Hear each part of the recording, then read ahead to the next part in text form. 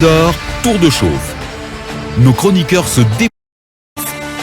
Allez, c'est parti pour 3 heures chrono d'infos, de scoops, de révélations, d'enquêtes exclusives dans cette émission avec tous nos chroniqueurs. Vous êtes très nombreux à nous rejoindre sur l'ensemble de nos canaux digitaux aux 4 coins du monde, sur www.filmguinée.com, notre site internet, nos applis également disponibles, la chaîne YouTube de Film 24, ou encore, et c'est là où vous êtes encore plus nombreux, sur la page Facebook de Film Guinée, et on vous dit grand merci, merci pour la confiance. Vous êtes en région connectée sur 95 à Bamoun dans la ville Carrefour sur Fraternité, à Kindia sur Kaniazik 107, notre média partenaire dans tout le Kania, et en région forestière dans la savane, vous êtes sur le réseau synchronisé des Dabo Média. Allez, Mohamed Zemmour, bonjour. Bonjour le faiseur de roi, bonjour aux auditeurs, bonjour aux téléspectateurs, bonjour à la paisible population de Dongol Touma et à la paisible population de Tidiane, vous savez, bien, qui a perdu son beau-père récemment. Il est à Dongol Touma. Toutes nos condoléances à notre ami et frère Tidiane. Et bonjour à Banca. On vient de l'apprendre. Et voilà, soit dit en passant aussi, parce que vous m'en donnez l'occasion, nos condoléances aussi à Daouné, le responsable technique de Film FM, qui a perdu voilà, une grande sœur ce matin voilà, à l'hôpital sino-guinéen. Paix à l'âme de la défunte. Bonjour Bassikolo. Bonjour Abakar, bonjour à Bassikolo, à Nalotai, à Bagatai, à Landumatai. Bonjour à la Sigmadina, au Grand Film Matoto. Et bonjour à Parwal Kona, à Tougué et à Dagissa. Bien dit. Abakar, ouais. Juste une minute. La Fédération guinéenne de handball ressemble désormais au CNRD au pouvoir en Guinée. Handball.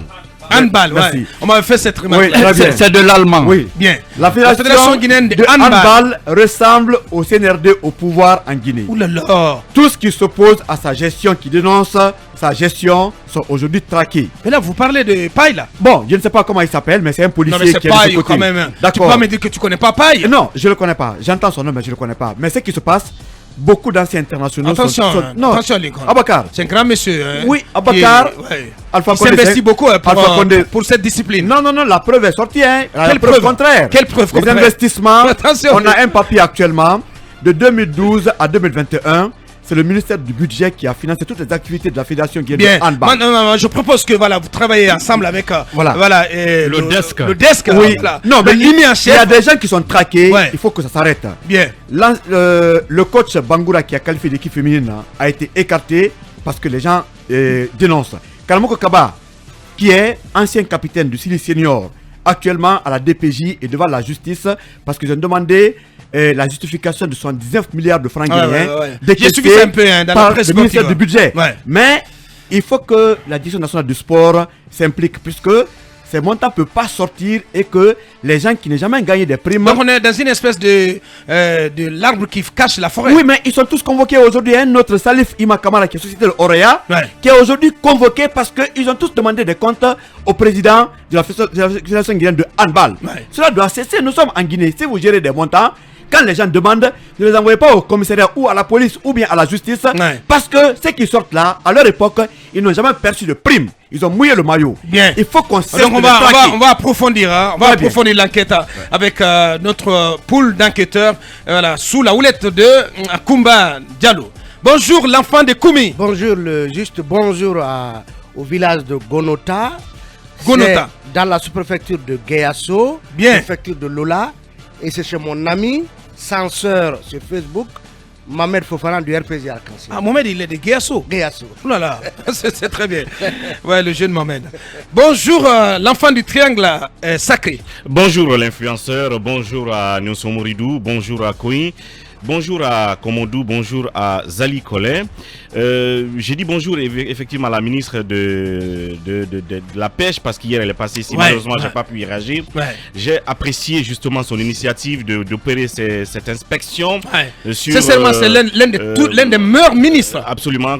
Qu'il faut noter de la gouvernance qu'il faut noter positivement. Sans bruit, ces inspections qu'elle a opérées sur ces bateaux qui nous ont donc montré la situation catastrophique qu'il y a non seulement l'état technique de ces bateaux de sécurité, mais aussi les conditions de travail de ces gens-là. De ces marins-pêcheurs guinéens. De ces marins-pêcheurs. Mais j'ai l'impression que si elle leur a donné des moratoires, c'est parce que on ne peut faire qu'avec ces bateaux, parce que c'est ceux-là qui sont dans nos eaux. Ouais. Et c'est l'occasion aussi quand même de lui dire, peut-être de faciliter la situation à d'autres qui en ce moment Ils sont en train d'investir dans le secteur. Ouais. J'ai été informé du cas, par exemple, de cette société qui s'appelle Aquapêche. Aquapêche qui s'apprête à aligner 6 nouveaux bateaux tout neufs, flambant neufs, avec des conditions de travail qui ne seront pas différentes comme ces autres bateaux. Je pense qu'il faut encourager ce genre d'acteurs dans le secteur de la pêche. Je voulais dire cela de passage. En même temps, Bakar, une minute pour dénoncer les contrats que la direction centrale de la sécurité routière a avec des propriétaires de grues à Conakry. Okay. Les propriétaires de grues, ils sèment de la pagaille, de la merde partout dans la circulation. Ouais. Ce sont des gens ce sont des gens. Il n'y a qu'un seul. Il n'y a qu'un seul opérateur. Non, attention, ça ne peut pas être que lui seul. En fait, il y a des gens qui ont des grues, qui ont des contrats avec la direction centrale de la sécurité routière. Pas avec le gouvernement qui opère dans les communes. Ce n'est plus avec le gouvernement. Oui, c'est ce qu'on m'a dit, c'est avec la direction que les contrats sont signés. Et le cas par exemple de la grue de Kobaya, mais c'est un monsieur violent qui s'en prend à tout le monde, qui embarque, qui tracte des véhicules avec à bord des gens. Vous imaginez, après les gars, ils vous avec des gens à bord de votre véhicule. Ils agressent les gens sur le terrain et il y a des propos même racistes qu'ils tiennent. Donc il faut faire attention. Moi j'attire l'attention. Je vous le dis, j'ai des confessions, mais c'est assez grave.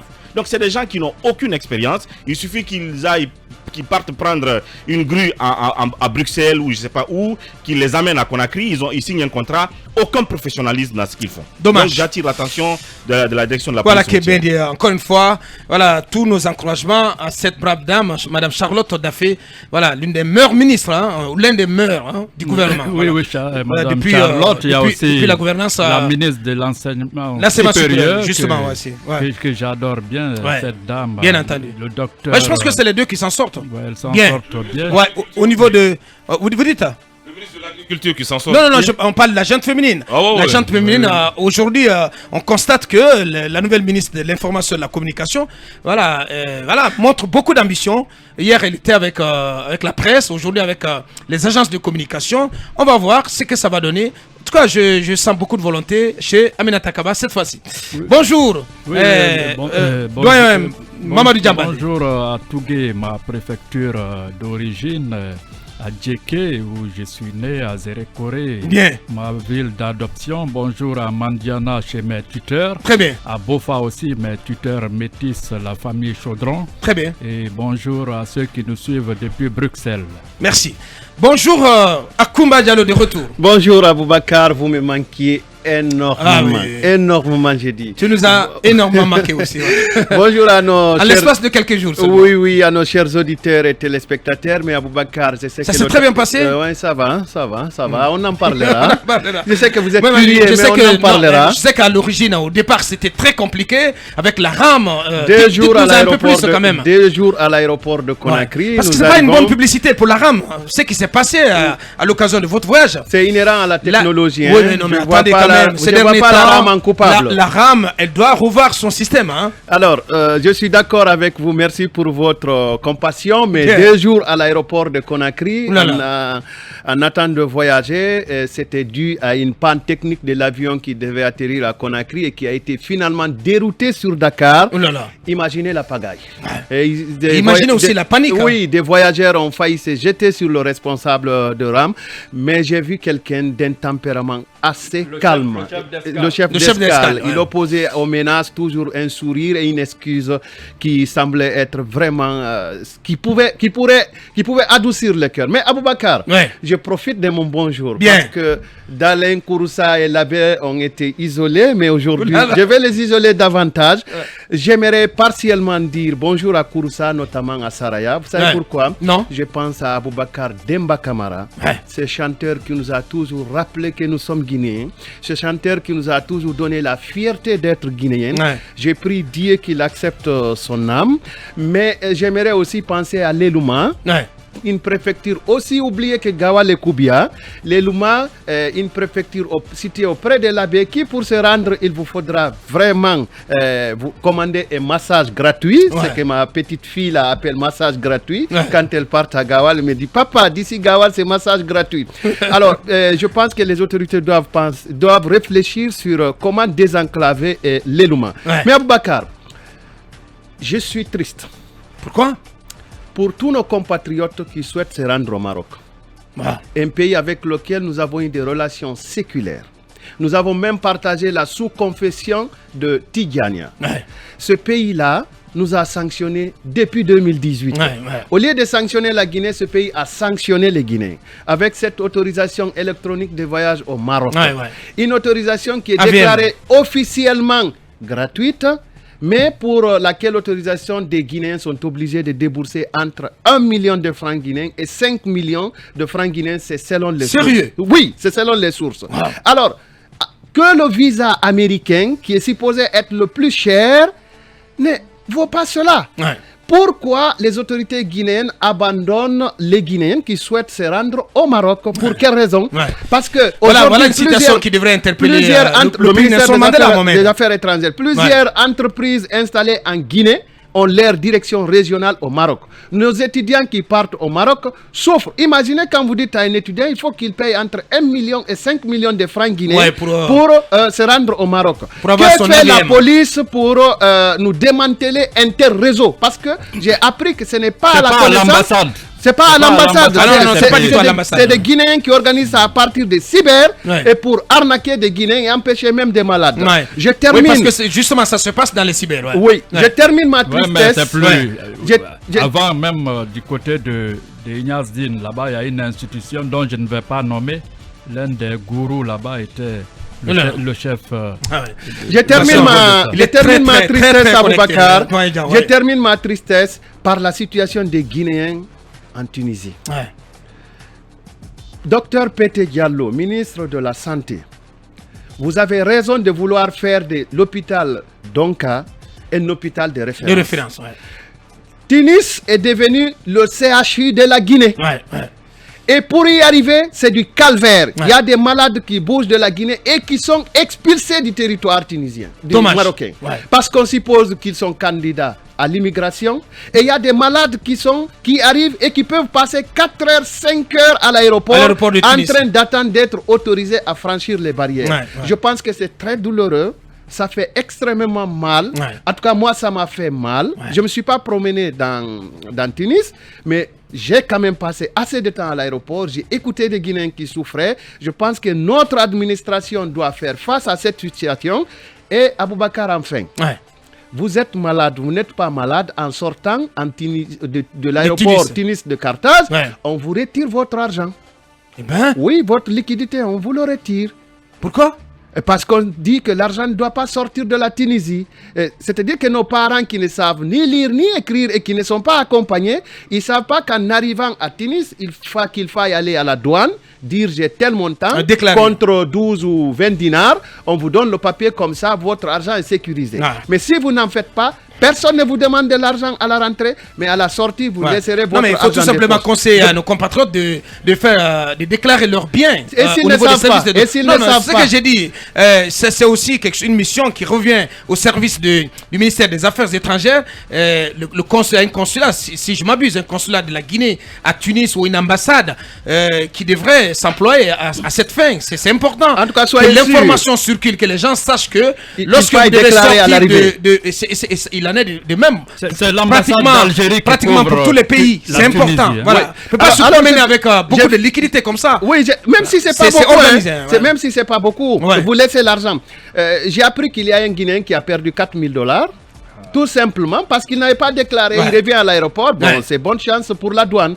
Je termine pour dire que vous ne pouvez pas quitter l'aéroport de Tunis, arriver à Conakry et être joyeux et content. Parce que tout simplement, vous avez subi tellement de tracasseries que vous arrivez fâché, nerveux contre fatigué. Tout votre entourage sans que l'entourage ne sache pourquoi vous êtes fâché. Je m'excuse, j'ai été long, mais autorité guinéenne, venez au secours des Guinéens qui se rendent au Maroc et au secours des Guinéens qui se rendent en Tunisie si vous n'êtes pas capable de nous mettre des hôpitaux opérationnels et qui peuvent répondre à nos souffrances. Merci Akoumba. Et j'ajouterai que très prochainement, on s'intéressera aussi au cas de l'Égypte, où parce que l'Égypte devient le nouvel Eldorado des filles guinéennes qui vont dans ce pays pour devenir j'ai pas envie de dire des esclaves. Non, mais c'est... Ajouter un qualificatif. Non, je parle pas d'esclaves. Je parle pas de domestiques, mais des esclaves. C'est de l'exploitation de l'homme par l'homme. Ce qui se passe là-bas, c'est extraordinaire. Vous avez vu récemment, une compatriote a été tout simplement tuée. Et c'est organisé par des réseaux qui sont entretenus par des Guinéens. Et on va faire un numéro plein là-dessus dans cette émission. Un réseau de proxénètes, il faut le dire. Non, je voudrais juste terminer comme Akumba parlait. Non, Mohamed, en Tchécoslovaquie, un criminel a été arrêté et après la fouille, la perquisition, on a retrouvé un passeport diplomatique guinéen. C'est dommage. Comme il parlait de l'aéroport, il faudra retenir que... Par semaine, c'est pas moins de 10 ou 20 filles guinéennes qui partent en Égypte. Et c'est très dommage. C'est très grave, hein, ce qui s'y passe. On nous apprend que Mamadou Aliou Gouboy, c'est le responsable du pôle digital de la cellule de communication de l'UFDG, qui a été empêché de voyager. Il devait rallier l'Afrique du Sud, où il devait rejoindre le président Cellou Dalein Diallo. Mais à son fort étonnement, arrivé à l'aéroport, il a été empêché de voyager. Donc la police de l'air et de la frontière l'a signifié simplement son nom figurerait sur la liste noire à l'aéroport. Donc Mamadou Aliou Gouboy de l'UFDG n'a pas pu voyager. Il faudrait qu'on arrête avec cette méthode, proposer des listes en catimini, on vous oppose rien, vous ne pouvez pas prendre votre billet d'avion pour voyager. Il devait rejoindre le président de l'UFDG, il était en mission officielle du parti, il avait un billet aller-retour pour 3 jours, mais comment on peut bloquer Mamadou Aliou Gouboy à l'aéroport, un responsable digital d'un parti politique, ça n'a pas de ça, il n'est pas Cellou Dalein Diallo. Qu'est-ce qu'on lui a signifié? Non, qu'il figurerait sur la liste qu'il détenait. Donc ce n'est pas un argument qui tient. Mamadou Aliou Gouboy n'est pas Cellou Dalein Diallo, il n'est pas Fodé Oussou, il n'est pas Joachim Baba, il n'est pas Ablaye Baldé. Ce ne sont pas des têtes fortes Ablaye Ba de l'UFDG. Et quand on tue comme ça la jeunesse, moi je me pose désormais des questions. Merci Mohamed. Oui, pour en terminer, Talibé, rectificatif du côté de la Caisse nationale de sécurité sociale. On ne parlera pas de décret contre décret, c'est un décret du président Mamadi Doumbouya publié hier qui rapporte en tout cas celui publié avant-hier. Oui, mais c'est un contre-décret. Oui. Décret contre décret. Oui, c'est pour rappeler cet épisode sous Lansana Conté à certaines mémoires. Cet épisode de fin de règne. Ce dont il est question, c'est de la nomination des membres du conseil d'administration de la Caisse nationale de sécurité sociale. On en parlait ici hier. Donc, c'est le secrétaire général du ministère de la fonction publique qui a été nommé président du conseil d'administration de la Caisse nationale de sécurité sociale dans le décret d'avant-hier. Alors, un décret a été publié hier pour corriger cela. Et finalement, c'est le directeur général du service national des bourses extérieures, Mohamed Bamba Kamara, qu'on a reçu ici dans Mirador, qui est donc finalement nommé président du CA de la Caisse nationale de sécurité sociale. C'est nos confrères d'Afrique à Guinée qui rapportent en tout cas l'information. Mais qui se pose. Donc c'est la présidence qui a la même mise sur le CA. Il se pose la question. Parce que le SNAB est rattaché à la présidence. Voilà, mais l'Afrique à Guinée se pose la question de savoir quelles sont les raisons de ce changement. Je crois que Cabinet en disait un mot hier. C'était que, en tout cas, un service relevant d'un ministère ne peut pas avoir le contrôle du conseil d'administration du même service. Donc, la caisse relevant du ministère de la fonction publique, son secrétaire général ne saurait être donc le président du CA2 de cette même entité. Voilà qui est dit, voilà qui est corrigé, rectifié. Allez, la suite dans un court instant.